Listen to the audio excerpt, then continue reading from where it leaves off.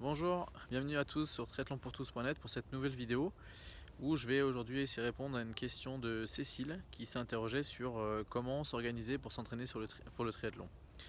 Donc avant de commencer la vidéo, je vous rappelle que vous pouvez toujours vous cliquer sur s'abonner pour pouvoir vous abonner à la chaîne et être toujours au courant des dernières vidéos qui sont mises en ligne. Donc le sujet du jour, donc Cécile me posait deux questions et donc je résume en une question. Mais les deux questions qu'elle se posait, c'est quel métier fais-tu et combien d'heures d'entraînement fais-tu par semaine? Parce que j'ai peur de ne pas pouvoir y arriver, à faire du triathlon à cause de ça. Donc je résumerai cette question en comment s'organiser pour s'entraîner pour le triathlon. Parce que donc je vais répondre aux questions de Cécile.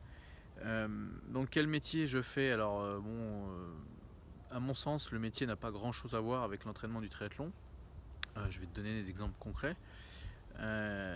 Notamment, alors par exemple, à l'époque où moi j'ai commencé le triathlon, j'étais responsable de projet, donc projet avec un S en plus, dans une très grande société dans l'aéronautique. Donc bon, je vais pas donner le nom parce qu'on est pas là pour ça.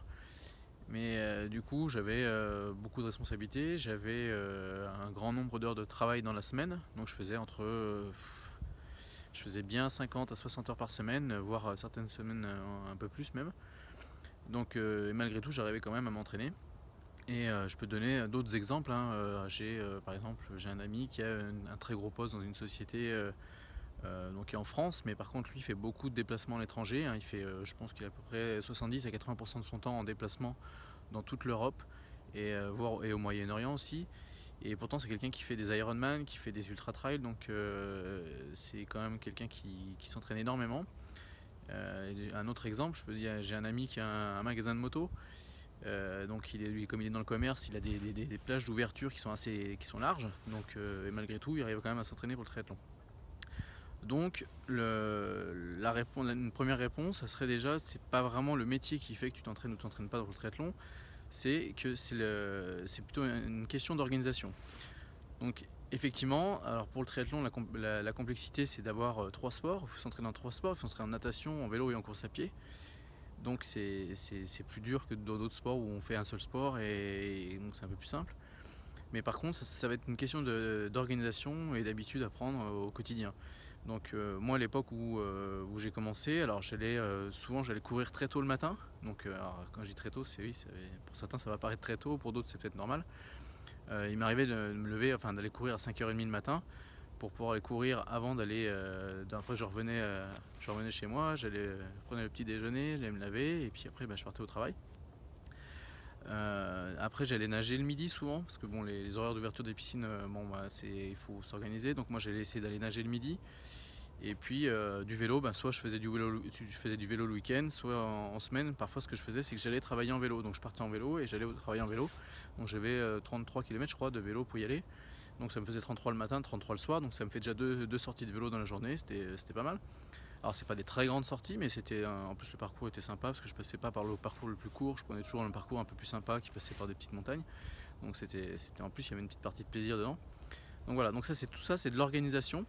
Donc après il y a des gens je sais qu'il y a des gens qui étaient dans le club, notamment je crois que c'était le club de Salon de Provence à l'époque, eux ils avaient des créneaux de piscine qui étaient à 6h le matin. Donc voilà, ça c'était une question d'organisation aussi. Après ça dépend des clubs. En général c'est plutôt le soir la piscine, les créneaux plutôt le soir. Donc après c'est l'organisation personnelle, à savoir aller courir le matin ou aller faire du home trainer le soir à la maison. Le midi, pendant que les autres vont manger au restaurant, les collègues vont manger au restaurant, voilà, il faut aller nager, il faut aller courir, il faut aller faire des choses comme ça. Et la plupart des gens que je connais qui font du triathlon, ils sont tous organisés de cette manière-là. Le midi, pendant la pause déjeuner, le midi, ils vont soit courir, soit nager. Le vélo, c'est un petit peu chaud en général d'aller rouler le midi parce que bon, ça prend un peu plus de temps. Donc on essaie plutôt de faire des sorties soit le soir quand c'est l'été qui fait beau, on peut aller rouler le soir. Soit sinon, si c'est l'hiver, on essaie de faire soit du home trainer, soit dans une salle de sport. Vous allez faire des vélos dans une salle de sport. Voilà, ça peut toujours vous entraîner. Donc voilà, c'est vraiment une question d'organisation.